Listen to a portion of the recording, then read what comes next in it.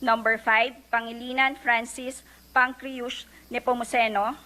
Number 6, Marcoleta Rodante Dizon. Number 7, Lacson Panfilo Morena. Number 8, Soto Vicente III Castelo. Number 9, Cayetano Pilar Juliana Shram. Number 10, Villar Camille Aguilar. Number 11, Lapid Manuel Mercado. Number 12, Marcos Maria Imelda Romualdez. So ordered. Signed, George Erwin M. Garcia, Chairman, Commissioners Ferilino, Commissioner Bulay, Commissioner Maceda Jr., Commissioner Celis, Commissioner Kasingal, and Commissioner Pipo. Thank you. We shall now proceed with the formal oath taking. What is the pleasure of Senator Pangilinan? Mr. President, before we proceed with the formal oath taking, I just wish to place on record that my second name is Pancratius, not Pancreus. For the record, Mr. President. With our due apologies, Senator Pangilinan, the records are hereby ordered to be corrected accordingly. We shall now proceed with the formal oath taking of the newly elected senators. May we request the aforementioned newly elected senators to kindly rise in order that you may take your oath from your respective seats.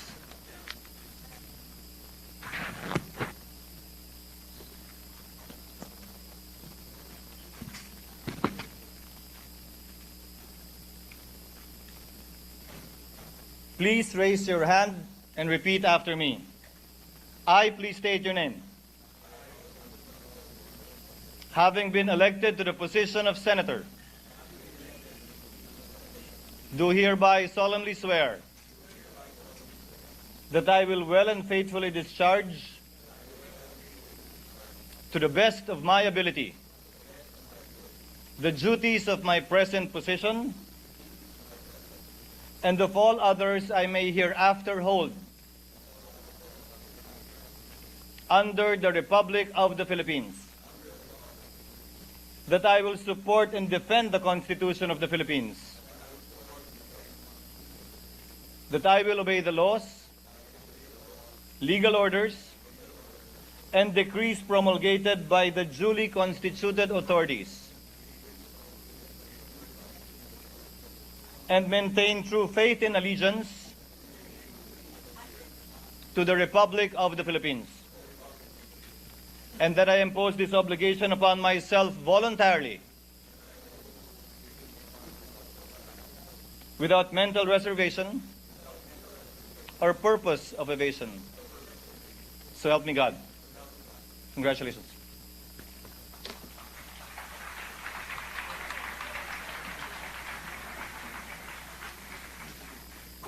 Secretary will please call the roll. Roll call of members: the Honorable Senator Aquino, Senator Cayetano Alan, Senator Cayetano Pia, Senator De La Rosa, Senator Ejercito, Senator Estrada, Senator Gatchalian, Senator Go, Senator Hontiveros, Senator Lacson, Senator Lapid, Senator Legarda, Senator Marcoleta, Senator Marcos, Senator Padilla, Senator Pangilinan, Senator Soto, Senator Tulfo Erwin, Senator Tulfo Rafi, Senator Villanueva, Senator Villar Camille, Senator Villar Mark, Senator Zubiri, Senate President Escudero. With 24 senators present, Chair hereby declares the presence of a quorum. Majority Leader? Mr. President, I move that we suspend the session. Any objection? Hearing none, session is suspended.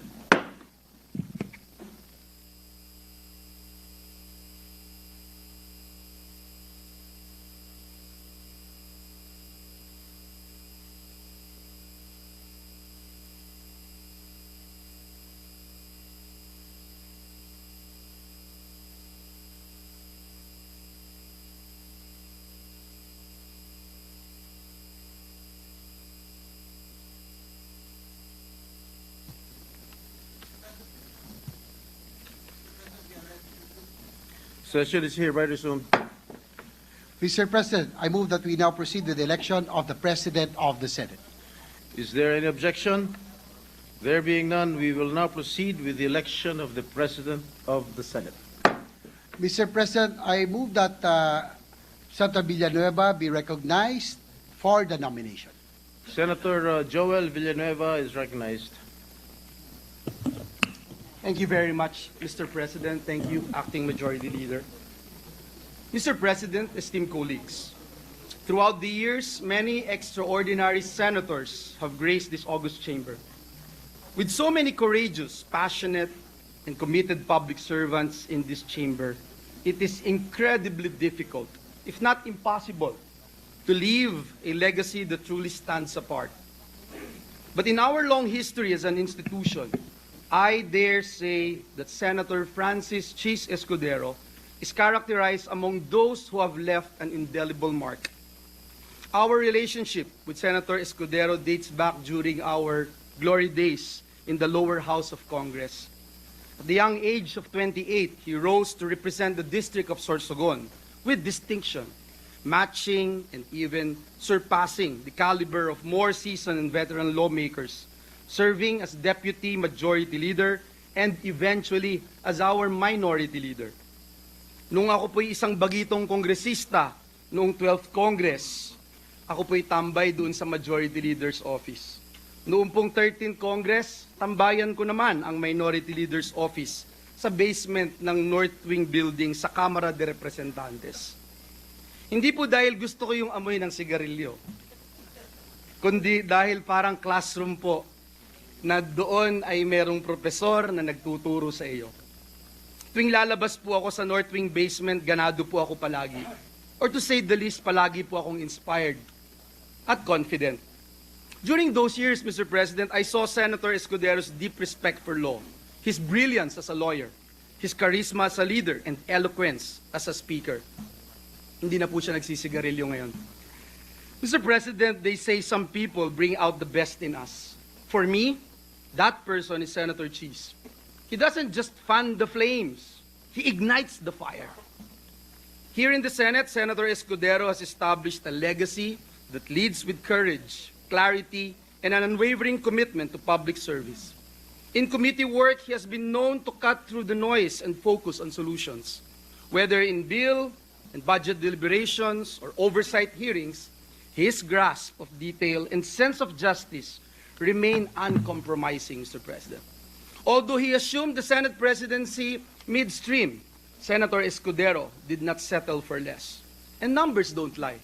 Under his leadership, Mr. President, a historic 216 laws were passed during the third regular session. This is a proof of his outcome-focused mindset and ability to sometimes micromanage. But the opinion of the Filipino people about the Senate is also an important measure. According to the latest Pulse Asia survey in June, more than half or 53% of those surveyed are satisfied with the Senate's performance, an 8 percentage point increase from 45% in March of 2024. When challenges come, Senator Escudero stands firm, facing them with political maturity and discernment. He even patiently answers endless, repeated questions from our friends from the media, even from his critics, not to grandstand, but to enlighten. During a time when our institution was under attack because of conflicting views on impeachment, he stood his ground and guided the Senate in the right direction. Napakarami pong sinalag ni Senator Escudero para protektahan ang ating minamahal na Senado. Hindi po madaling harapin, Ginoong Pangulo, ang mga mapanghusgang mga komento, masasakit na mga batikos ng ilang mga kritiko, at minsay mga below the belt na pag-aatake, lalo na po sa social media. Pero hinarap niya po ito ng may tapang, subalit sa paraang mahinahon, matalino at marespeto. At sa inilabas po na desisyon ng Korte Suprema tungkol sa impeachment, ang tanong, Ginoong Pangulo, hindi pa po ba klaro na tama ang landas kung saan dinala ni Senator Escudero ang buong Senado? Hindi po tayo nagmadali, hindi rin naman natin inupuan ang impeachment, subalit sa isang sama-samang desisyon binigyang gabay ng ating SP na panatili natin ang moral high ground ng Senado. Sa ganito pong mga pagkakataon ko po nadama ang lubos na pagmamalaki sa ating institusyon, Ginoong Pangulo, at maging lalong proud bilang miyembro ng Senado ang makagawa ng tamang desisyon para sa ating mga kababayan. In all humility, Mr. President, I can say that when Senator Escudero ran for Vice President in 2016, I could not support him. Because we belong to different parties, Mr. President. When he aimed for Senate presidency, I did not support him then either. Aaminin ko po, Mr. President, wala pong direktang suporta na nakuha sa akin si Senator Escudero sa mga nakaraang laban niya sa politika. So bakit po si Senator Chiz Escudero? Dahil bukod po sa hindi nawala ang tiwala niya sa atin, hindi po niya tayo nakalimutang i-mentor, i-challenge, i-inspire. He truly brings out the best in us. Higit sa lahat, klaro po ang mga gusto niyang ma-accomplish. Sa kabila po ng ingay sa politika, ang gusto lang po niya ay work, work, work, work. I join his cause and I believe Senator Chiz can bring out the very best in the Senate this 20th Congress. Therefore, Mr. President, I nominate the good gentleman from Sorsogon, Senator Francis Chiz Escudero, as our Senate President. Thank you and may God bless us all. Thank you, Senator Joel Villanueva, the Acting Majority Leader. Yes, Mr. President, I ask that Senator Gatchalian be recognized for his seconding nomination. Senator Sherwin Gatchalian is recognized. Maraming salamat. Magandang umaga po sa lahat. Noong 19 Congress po, nagkaroon po ako ng pagkakataon at oportunidad na makatrabaho po si Senate President Chiz Escudero. At bilang chairman po ng Senate Committee on Ways and Means, ang aming trabaho ay gumawa ng batas para makahanap ng bagong sources of revenue. At dahil po sa kanyang liderato, guidance, at sabi na nga ni Senator Joel, pagpupursige, nakapagpasa ho kami ng 10 batas sa Committee on Ways and Means kung saan makakalikom ang gobyerno ng halos 300 billion in new sources of revenues.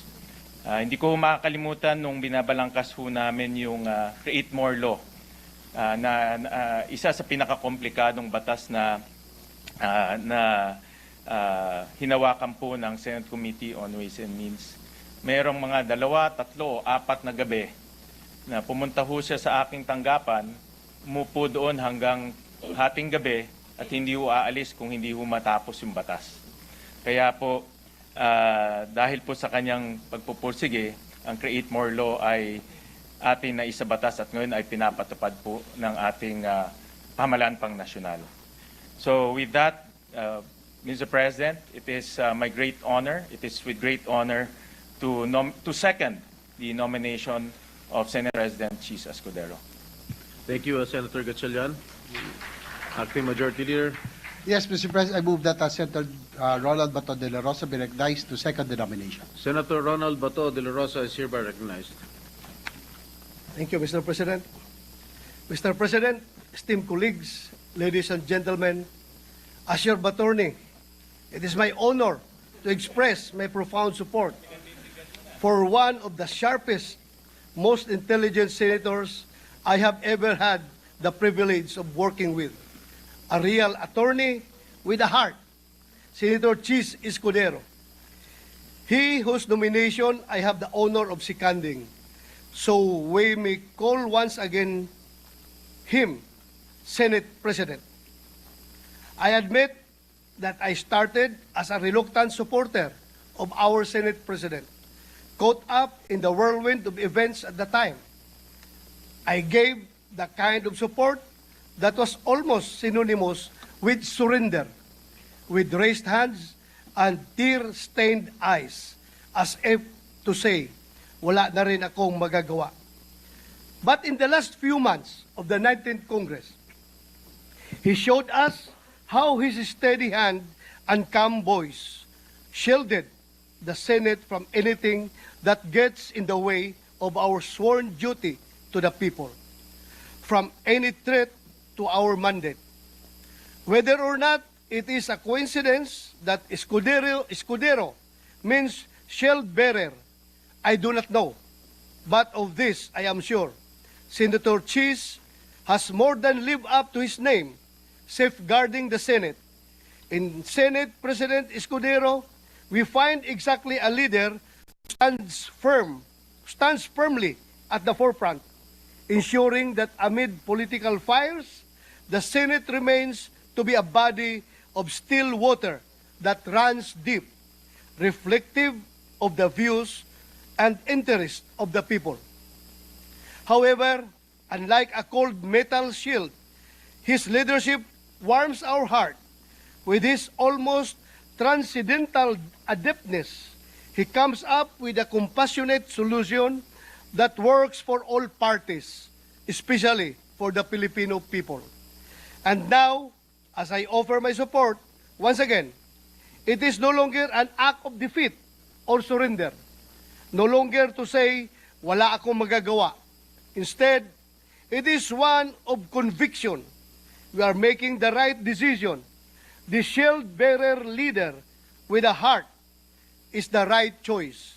Maraming salamat, Mr. President, and I look forward to all that we shall accomplish in the 20th Congress. Thank you, Senator Bato de la Rosa, the acting majority leader. Yes, Mr. President, I move that Senator Raffy Tulfo be recognized to second the nomination. Senator Raffy Tulfo is hereby recognized. Thank you, Mr. President. My dear colleagues, today I rise not just to nominate a leader, but to honor a legacy of service, an unwavering commitment to the Filipino people. I proudly support the nomination of Senator Francis CHIZ Escudero. More than anything, his experience and record in public service speaks for itself. From his early days as one of the youngest lawmakers in Congress to his role as Senate President during the 20th Congress, Senator Escudero has consistently championed legislation that uplifts lives. Under his leadership, the Senate passed key measures that strengthen our sovereignty, boost our economy, and protect our most vulnerable. But beyond the bills and titles, Senator Escudero brings leadership with heart. Matibay na puso ang kailangan upang pagtagpuin ang 23 magkakaiba na opinyon dito sa Senado. At ibalanse ang mga ito sa direksyon na nais tahakin ng ehekutibo. He may have faced criticism for some decision taken as Senate President, but he made sure that those decisions were backed by sound reason and solid legal basis. As a leader, he was able to handle 23 hard-headed and strong-willed individuals with 23 different advocacies and opinions. Kaya naman, malaki ng respeto ko sa trabaho ng isang Senate President. So today, with full confidence in his ability to lead, to listen, and to deliver, I nominate Senator Francis CHIZ Escudero because our nation deserves nothing less. Thank you. Thank you, Senator Raffy Tulfo. Majority Leader. Yes, Mr. President, I move that Senator Juan Miguel Zubiri be recognized for his nomination. Senator Juan Miguel Mig Zubiri is hereby recognized. Thank you very much, Mr. President. Akala ko mali din yung pangalan ko. You read it right. Dear my dear colleagues, I have the honor of nominating for the Senate presidency a tried and tested leader of this august chamber, a workhorse like no other, and a man who can strengthen the public trust in this institution in even the most turbulent times. No other than Senator Vicente C. Soto III. Senator Soto's track record speaks for itself. He's a veteran among veterans, beginning his career in public service as Vice Mayor of Quezon City in 1998, during which time he established the Vice Mayor's League of the Philippines, and by 1992, he began his first term in the Senate. He has been a hardline anti-drug champion throughout his public service career, spearheading the passage of the Comprehensive Dangerous Drugs Act of 2002 and the Anti-Drunk and Drug Driving Act of 2012. In the realm of the executive, he also served as the chairman of the Dangerous Drugs Board in 2008 before his return to the Senate in 2010. Other notable laws to his name are the Juvenile Justice and Welfare Council Act, the Children's Emergency Relief and Protection Act, the National Athletes Coach and Trainers Benefits and Incentives Act, and the Motorcycle Crime Prevention Act, as well as the Bayanihan to Heal as One Act and the Doktor para sa Bayan Act. Throughout his 24 years in the Senate, as a testament to his great skill as a leader and a consensus builder, he has gained the trust of various sets of senators to serve as majority leader, as deputy minority leader, and ultimately as Senate President. Having served in various leadership roles in the Senate, Senator Soto perhaps has developed a deep understanding of our rules and traditions, and more importantly, the gravity of upholding them. He does not just know our rules inside out, he also knows what chaos and instability will ensue if we fail to honor them. The Senate stands for more than just a legislative function. It stands for the very best of our nation's democratic ideals. And as Senate President, Senator Soto was a traditionalist in the very best sense of the word, protecting the Senate's stand and legacy as a nation's last bastion of democracy. He led, and I'd like to add for the record that there was one time that his leadership was challenged because of his role of protecting each and every chairman, to allow each and every chairman the leeway to act in accordance to their committee's structure and the ideals of their committee. And he never meddled with these traditions of the Senate. No. As a traditionalist, he is protecting always the Senate's standing and legacy as the nation's last bastion of democracy. He led with fairness and transparency, and led as primus inter pares, first among equals.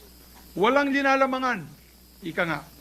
Under his leadership, the Senate had a healthy spirit and exchange of debates between the members. But also a spirit of unity that inspired trust and confidence in the Filipino people. As his majority leader during his term as Senate President, I have seen firsthand his commitment to this institution and how he led by example. For instance, he was always present and on time, walang absent. If there's anyone in this institution that claimed the perfect attendance, it is him as well, since the start of his legislative career, together with myself since 1998. I guess with him it's 1992. To show his commitment to the institution as a legislator, he led definitely by example.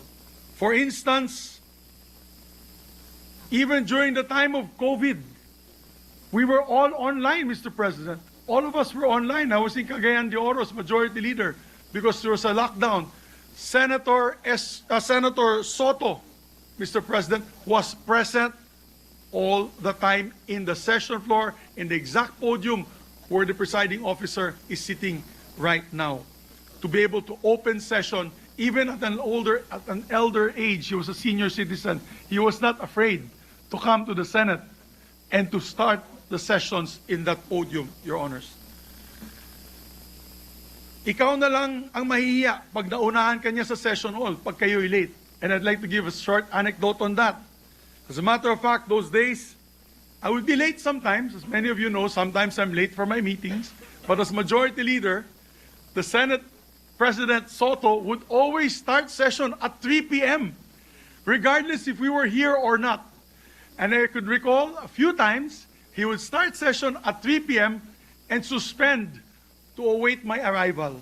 Siyempre, nakakahiya po yan. And I learned my lesson not to be late anymore. It was quite embarrassing, actually. But that was Senator Soto. He was a stickler for the rules and traditions. At bilang Senate President, lagi siyang handa para sa lahat na nangyayari at mangyayari sa Senado. From the day-to-day grind of legislative meal to the long-term timelines for our priority measures. Ika nga, walang trabahong maliit at walang problemang malaki para kay Senator Soto. Tito Sen was on top of everything and the Senate functioned smoothly under his guidance. So my dear colleagues, let us elect a leader who can help the Senate rise above the noise and establish itself once again as an institution dedicated to nothing but the best interests of the Filipino people. Let us elect Senator Vicente C. Soto III as our Senate President. Maraming salamat po at mabuhay ang Senado. Thank you, Senator Migs Subiri, Majority Leader. Yes, Mr. President, I move that Senator Lauren Legarda be recognized to second the nomination. Senator Lauren Legarda is recognized. Thank you, Mr. Presiding Officer. It is my honor to second the nomination of Senator Vicente C. Soto III for the Senate presidency.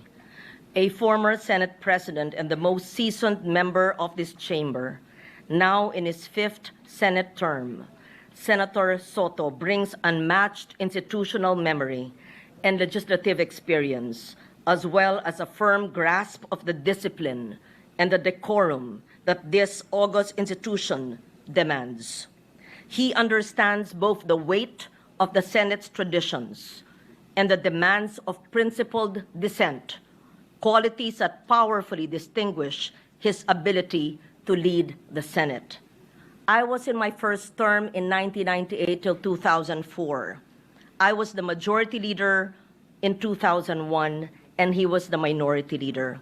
Fast forward on my 3rd term, he was a Senate president for many years, and I was his trusted chairman of the Committee on Finance. We've worked together for more than 25 years, and I can attest to his discipline that he will lead with transparency, discipline, decorum, accountability, and many more, the traits needed by the institution at this time. This designation affirms our commitment to a Senate that is discerning and grounded in democratic principles, engaging in the work of legislation with integrity, transparency, accountability, and independence. Thank you, Mr. President. Thank you, Senator Lauren Legarda, Majority Leader. Mr. President, there are no other nominations. I therefore move that we close the period of nomination and proceed to vote for the position of the President of the Senate. Is there any second? Senator Alan Peter?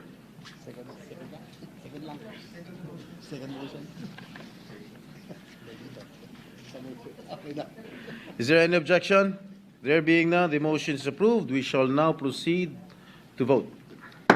Roll call vote, the Honorable Senator Aquino, Senator Cayetano Alan, Senator Cayetano Pia, Senator De La Rosa, Senator Escudero, Senator Ejercito, Senator Estrada, Escudero.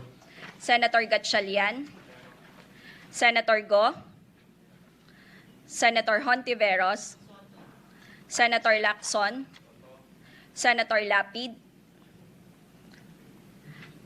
Senator Legarda, Senator Marcoleta, Senator Marcos, Escudero. What is the vote? Escudero. Hina. Escudero. Ba't mahina? Senator Padilla, Senator Pangilinan, And I'd like to explain my vote after the voting. Senator Soto, Senator Tulfo Erwin, Senator Tulfo Rafi, Senator Villanueva, Senator Villar Camille, Senator Villar Mark, Senator Zubiri,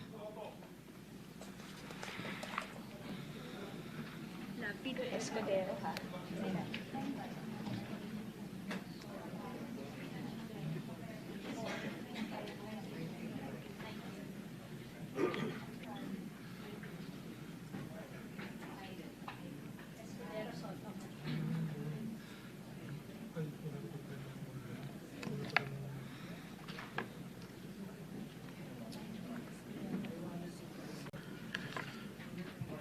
There are 19 votes in favor of Senator Francis Chiz Escudero and 5 votes in favor of Senator Vicente Sotto.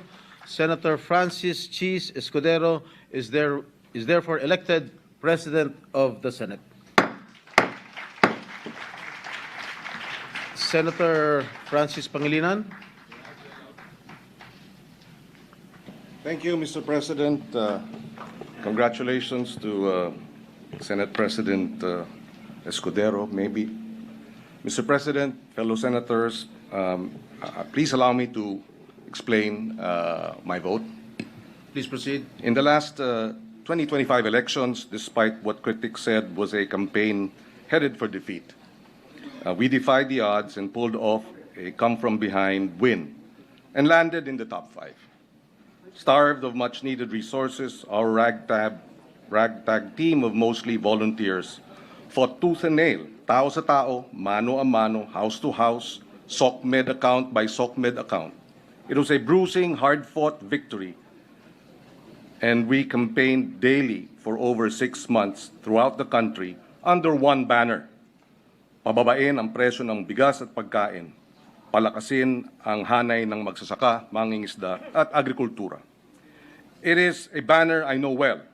For over 15 years now, I have carried it in the legislative branch as chairperson of the Agriculture Committee from 2010 to 2013, and then again from 2016 to 2017. In 2014 and 2015, I carried it more forcefully in the Executive Department as Food Security Secretary, heading the critical agencies such as, and namely, National Food Authority, National Irrigation Administration, Philippine Coconut Authority, and the Fertilizer and Pesticide Authority. In a period of just 1 year during our stint, with the full backing of former President Aquino, we won a major battle for the Filipino people.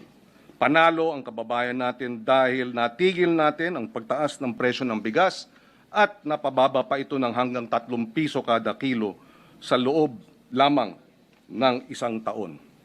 From 2014 to 2015, we brought down rice inflation nationwide from 15% to 0.8%, running after smugglers, hoarders, cleansing the bureaucracy and corruption in the NFA rice supply management, among others, that led to a savings of 7 billion pesos of government rice imports. By September 2015, we effectively managed rice prices, and nationwide inflation was at its lowest in 20 years. Kaya kung maalala natin ng ating mga kababayan, noong mga panahon na yun, maraming nabibili ang 500 piso at 1,000 piso sa palengke. Mababa, pinakamababang inflation. It is in this context that my decision to align with the majority and with the support of the majority of our colleagues secure the chairmanship of the Senate Agriculture Committee. We are facing our nation is facing a food crisis, and high prices of food have led to unprecedented hunger incidents as well as unprecedented stunting among our children. I'm not a political ally of the administration, but my 15 years experience in the agri and food sector, both in the legislative and executive branches, tells me that only if the executive and the legislative branches work together can we effectively bring down food prices and address hunger and food inflation. Nagawa na natin noon, at kung magbigay ng buong suporta ang ating Pangulo, magagawa natin ulit ngayon. Finally, in my 18 years as senator, I have seen Senate presidents come and go. I have seen majority and minority blocs dissolved periodically. I have witnessed political alignments rearranged and reconfigured repeatedly.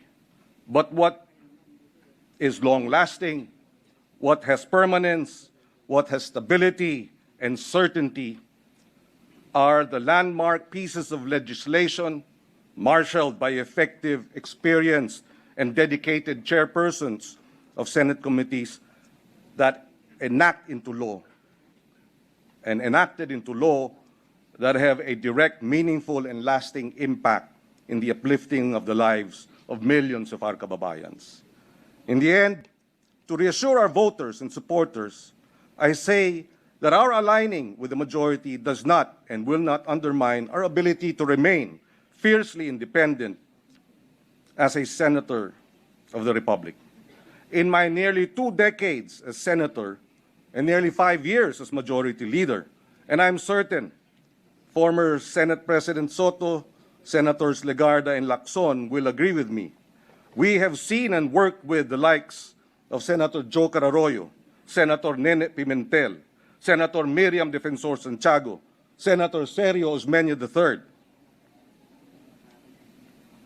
who, joining the majority, while aligned with the majority, were on many burning issues of the day, a majority of one.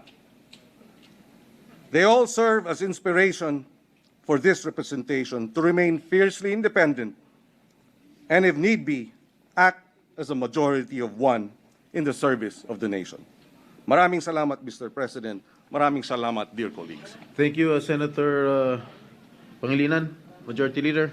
Mr. President, I move that we suspend the session to allow the Senate President to take his oath.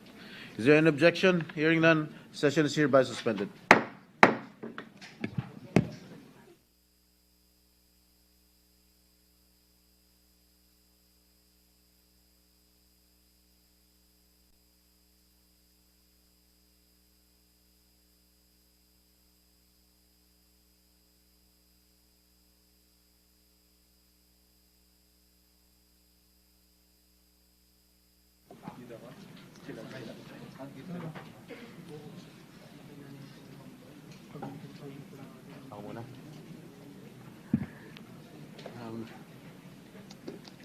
Majority Leader. Majority Leader. Yes, session is resumed, Mr. President. Session is resumed. We shall now proceed with the oath taking. Considering the solemnity of the occasion, may we ask the members of the Senate and our guests to please stand. The Honorable Senator Pia Cayetano will administer the oath to the Senate President-elect. Senator Escudero, please raise your right hand and follow after me. I state your name. I, Francis CHIZ Escudero, Having been elected to the position of, having been elected to the position of Senate President, do hereby solemnly swear do hereby solemnly swear that I will well and faithfully discharge, that I will well and faithfully discharge, to the best of my ability, to the best of my ability, the duties of my present position, the duties of my present position, and of all other I may hereafter and of all others I may hereafter hold under the Republic of the Philippines, hold under the Republic of the Philippines, that I will support that I will support and defend the Constitution of the Philippines, and defend the Constitution of the Philippines, that I will obey the laws, that I will obey the laws, legal orders and decrees legal orders and decrees promulgated by the duly constituted authorities, promulgated by the duly constituted authorities, and maintain true faith and allegiance and maintain true faith and allegiance to the Republic of the Philippines, to the Republic of the Philippines, and that I impose this obligation upon myself voluntarily, and that I impose this obligation upon myself voluntarily, without mental reservation or purpose of evasion. without mental reservation or purpose of evasion. So help me God. So help me God. Congratulations.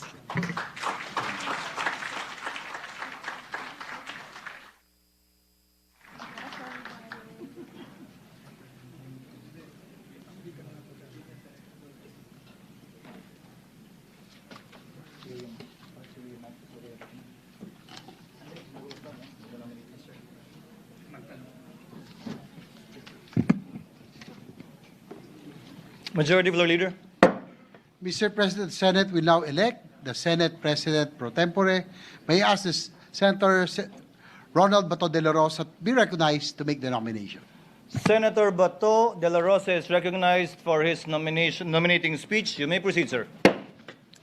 Thank you, Mr. President. It has been said time and again that when it comes to politics, there are no permanent friends, no permanent enemies, only permanent interests. But, Mr. President, the man I have the honor to nominate for the position of Senate President Pro Tempore proudly stands as a challenge to that statement. My friend, Senator Jinggoy Estrada. Mr. President, I am not nominating him for the position out of friendship alone. He has proven himself more than capable of leading this institution as its second highest official. In fact, he has been trusted with the same position in 2007, 2013, and once more in 2024, serving faithfully until the end of 19th Congress. With his hard-earned seniority and accumulated wisdom from this chamber, Senator Jinggoy is a leader who steps up and delivers whenever he needs to, right when we need him. He sees beyond political colors and alliances. Being in politics, what Senator Jinggoy shows us is that it is also in our best interest to be true in our dealings, transcending our self-imposed boundaries. If only interests are permanent in his life, Mr. President, then we ought to follow the example of Senator Jinggoy and treat authentic friendship as an interest. Together, we shall pursue what is best for all of us. This is his brand of leadership, and it is one that I can definitely stand behind. Back then, I had the duty of guarding and ensuring the safety and security of Senator Jinggoy while he was vacationing at the PNP Custodial Center. I can personally attest to the impeccable character of his person. Wherever chamber he may be in, his body may have been imprisoned, but his ideas and aspirations for the poor remained free. Sorry. Paulit-ulit, lagit-lagi, kagaya ni Pangulong Irap, para sa masa, para sa mahirap. As he himself puts it, he is indeed a man of conviction. It is therefore my honor, Mr. President, to nominate, to once again be our Senate President, Pro Tempore, Senator Jinggoy Estrada. Majority Floor Leader. Mr. President, there are no other nominations. I therefore move that the period of nominations be closed for the position of Senate President Pro Tempore. Any objection to the motion? Hearing none, period of nomination for the position of Senate President Pro Tempore is hereby closed, and there being no other candidate, Chair hereby proclaims Senator Jinggoy Ejercito Estrada as having been elected Senate President Pro Tempore. May I request Senator Estrada to kindly ascend the rostrum and take his oath. May I also request his family to join him here at the rostrum.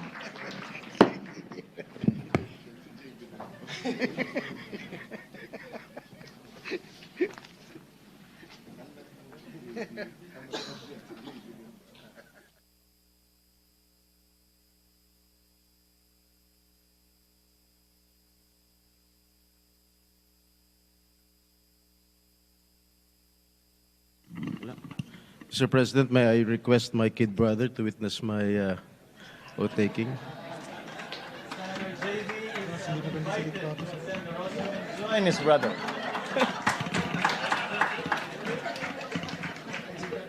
Baka maiyak ako niyan, ha?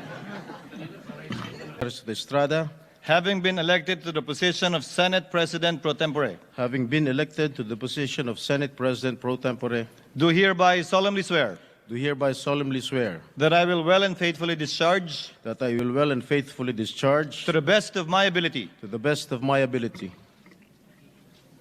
the duties of my present the position duties of my present position, and of all others I may hereafter hold and of all others I may hereafter hold, under the Republic of the Philippines. under the Republic of the Philippines, That I will support and defend the Constitution of the Philippines. that I will support and defend the Constitution of the Philippines, That I will obey the laws, that I will obey the laws, legal orders, legal orders, and decrees promulgated by the duly constituted authorities. and decrees promulgated by the duly constituted authorities, And maintain true faith and allegiance and maintain true faith and allegiance to the Republic of the Philippines. to the Republic of the Philippines, And that I impose this obligation upon myself voluntarily, and that I impose this obligation upon myself voluntarily, without mental reservation without mental reservation or purpose of evasion. or purpose of So help me evasion. God. So help me God. Congratulations. Thank you.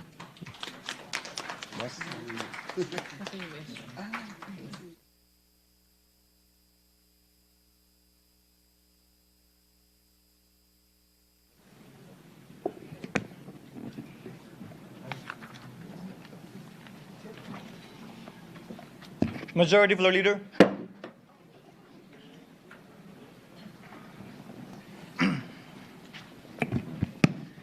Mr. President, the Senate will now elect the chairperson of the Committee on Rules.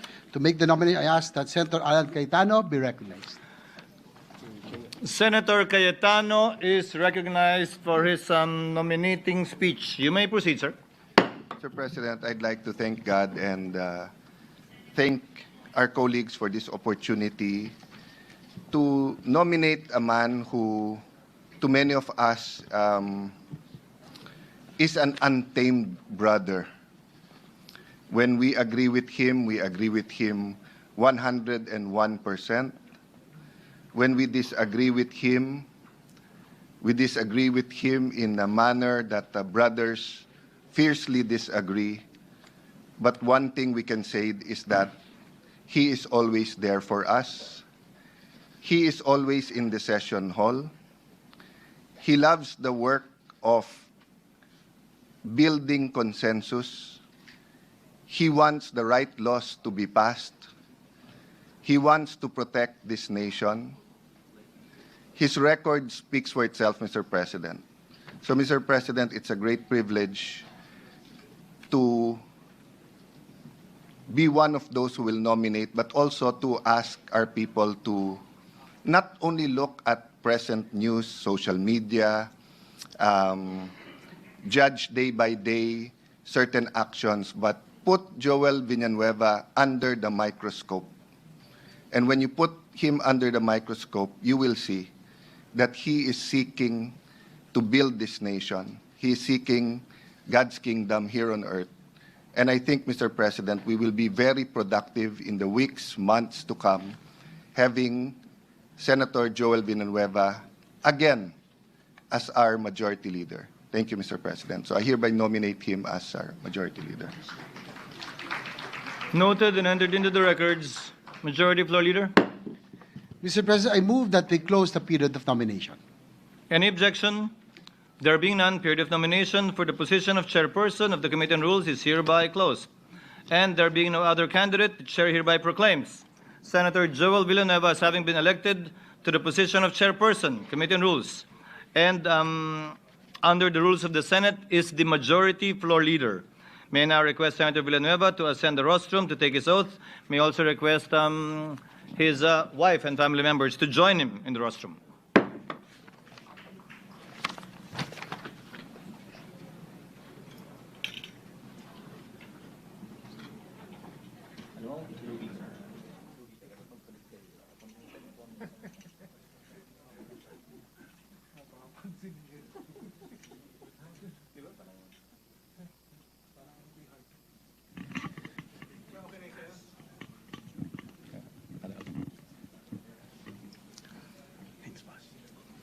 Please raise your right hand and repeat after me. I, please state your name. I, Emmanuel Joel Jose Villanueva, Having been elected to the position of chairperson, Committee on Rules, having been elected to the position of chairperson of the Committee on Rules, do hereby solemnly swear do hereby solemnly swear that I will well and faithfully discharge, that I will well and faithfully discharge, to the best of my ability, to the best of my ability, the duties of my present position, the duties of my present position, and of all others I may hereafter hold, and of all others I may hereafter hold, under the Republic of the Philippines. under the Republic of the Philippines. That I will support and defend the Constitution of the That Philippines. I will support and defend the Constitution of the Philippines. That I will obey the laws, That I will obey the laws, legal orders, legal orders, and decrees promulgated and decrees promulgated by the duly constituted authorities, by the duly constituted authorities, and maintain true faith and allegiance and maintain true faith and allegiance to the Republic of the to Philippines. the Republic of the Philippines. And that I impose this obligation upon myself voluntarily, And that I impose this obligation upon myself voluntarily, without mental reservation without mental reservation or purpose of evasion. or purpose of evasion. So help me God. So help me God. Congratulations. Thank you, Mr. President.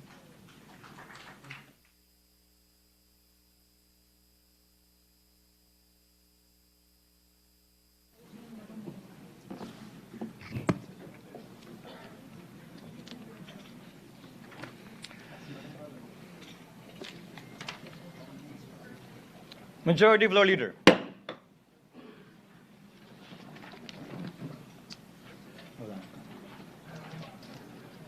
Thank you, Mr. President. At this juncture, I move that we proceed with the election of the Secretary of the Senate. So move, Mr. President. Any objection? Hearing none, motion is approved. Mr. President, for the position of the Secretary of the Senate, may I respectfully nominate Attorney Renato N. Bantug Jr. So move, Mr. President. Attorney Renato N. Bantug Jr. is hereby nominated. Are there any other nominees? Mr. President, there are no other nominations. I therefore move that the period of nomination be closed. I so move. Any objection? Chair hears none. Motion is hereby approved. There being no other candidate, Attorney Renato N. Bantug Jr. is hereby elected as Secretary of the Senate. The oath taken to take place after the session. Majority Leader.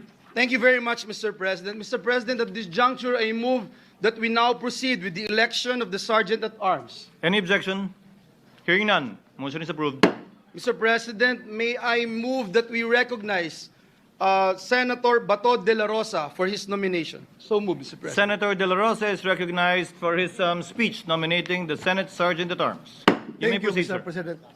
Mr. President, I hereby nominate retired Police Major General Mau Aplaska as our Sergeant at Arms. Mr. President, I know personally General Aplaska since we were both members of Philippine Military Academy, class of 86, but unluckily, he graduated in 1987. While our outgoing Sergeant at Arms, General Angkan, Bob Angkan, took a bullet for me when we were ambushed in the Compostela Valley Province when I was the Provincial Director and he was the Brigade Commander. General Mau Aplaska helped me graduate from the Philippine Military Academy and surpass our plebhood because we were both coming from the provinces of Davao and we both didn't know how to speak Tagalog when we were in the PMA. So wala pa ako ibang makausap, Mr. President, kundi yung kabayan ko na Bisaya na taga Davao, and he helped me a lot in our plebhood. And Mr. President, it is my honor to nominate once again retired Police Major General Mau Aplaska to be our Sergeant at Arms. Thank you, Senator De La Rosa. Majority Floor Leader. Mr. President, there are no other nominations, and therefore I move that we close the period of nomination. So move. Any objection? Hearing none. Motion is approved. There being no other candidate, Police Major General Mau Renada Aplaska is hereby elected as Sergeant at Arms of the Senate. Again, the oath taken to follow after the session. Majority Floor Leader. Mr. President, we are ready to hear the address of the Senate President.